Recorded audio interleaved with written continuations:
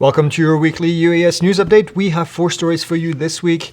The FAA launches the DETER program. We'll talk about that. Some pricing and spec leaks for two new DJI drones. Speaking of DJI, we have a release of the massive FlyCart 200 and T200 heavy lift drones. And then lastly, SiFly is sharing aircraft location on ADS-B Exchange. So let's get to it. And first up this week, the FAA has announced a new enforcement program that's called DETER, which means the Drone Expedited and Targeted Enforcement Response. This may not be a good thing for some people out there. This went into effect on April 17. Under this program, first-time individual violators can get reduced civil penalties or shorter certificate suspension, but there's actually a big catch. You have to admit liability and completely surrender your right to appeal. If you get a formal notice of violation in the mail, you have just 10 days to sign it, sign the acknowledgement, pay the fine, and then mail your Part 107 certificate if you have one. By signing, you waive all your rights to contest the case later. The FAA says that it is meant to handle careless violations quickly, especially with the upcoming World Cup. It does not apply to serious offenses like flying under the influence, carrying weapons, or violating temporary flight restrictions, TFRs. What is really interesting here is that local law enforcement can now notify the FAA of violations in real time. This means that the pipeline from a mistake to a certified letter, that you get at your doorstep, just got drastically shorter. While a reduced fine may sound nice for the honest mistake that you may have done over there, giving up your rights to appeal is actually kind of a big deal. When a local officer with minimal counter UAS training gets to decide if you are a candidate for this, your leverage is basically zero.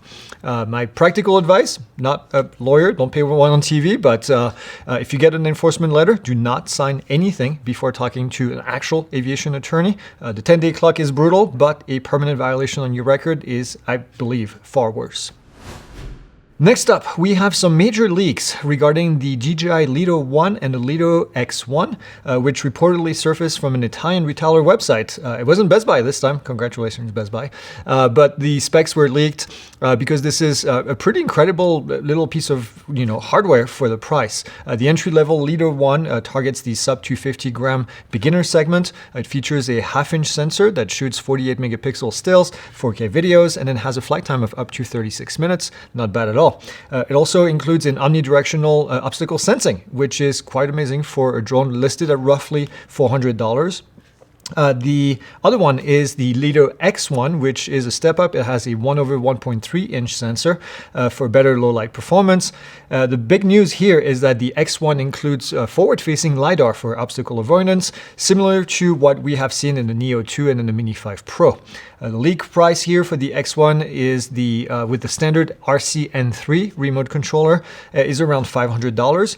If these specs actually hold up in real-world testing, then I'm going to be pretty impressed. Here's the frustrating part for the drone industry here in the United States. Neither of these are expected to launch in the country, although it appears that they have received FCC approval before the December 2025 deadline. I was getting conflicting information, but I think I found a source that I trust. We'll keep you posted here if there are any more changes. And speaking of DJI, they quietly released 2 massive new heavy lift drones in the Chinese market. This is the DJI FlyCart 200 and the DJI T200. These things are absolute beasts. Both of the drones share the same core airframe, and it can carry a maximum single unit payload of 200 kilograms. This is 440 pounds. It does get crazier because they support what's called multi-drone collaborative lifting. I was reading this and I was like, how come nobody has actually thought of doing this before? It seems so obvious. But true drones can actually link up to carry up to 360 kilograms. That's almost 800 pounds.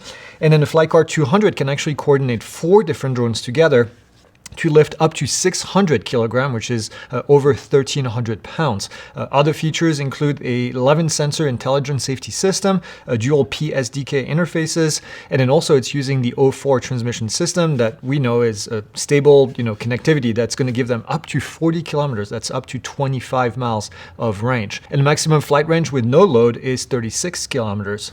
The FlyCart 200 is designed for industrial logistics and construction with the price starting around roughly roughly $20,000. The T200 is tailored specifically for agriculture, limited to dual drone coordination, and then starts at a lower price of around $14,000-$15,000. Now, obviously, these are currently only available exclusively in China, but they show some, real crazy stuff that we're going to see in the future as far as heavy lift and then scalable drone ecosystem. I think it's going to be really interesting.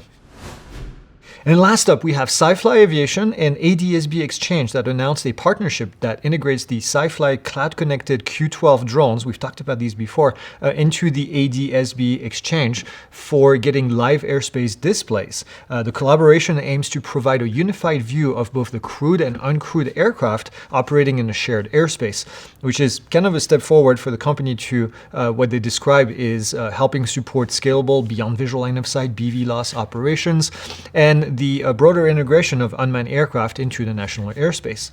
Now, if you're not familiar with the Q12, it's a long endurance platform that's capable of multi-hour flights. They actually got a Guinness World Record for a while with this. Maybe they still do, I don't remember. Covering tens of miles per mission. Unlike most crewed aircraft, which broadcast ADSB signal through onboard radios, the Q12 actually transmits real-time telemetry through a secured cloud connection, which is then surfaced to the ADSB Exchange. ADSB is the technology that manned aircraft use to see each other in the airspace, in most airspace. The company have already demonstrated the capabilities in live flights operation with the Q12 telemetry successfully displaying in real time. And that's it. That's all we have for you this week. We'll see you in the premium community for post-flight, where we share our opinion. Not just deliveries with Chipotle, but also between medical centers. Yeah, so that makes sense. Delivering diarrhea in a box doesn't make sense. Oh, gosh, dang it. Delivering medical stuff makes a lot more sense. And then on Monday for the live.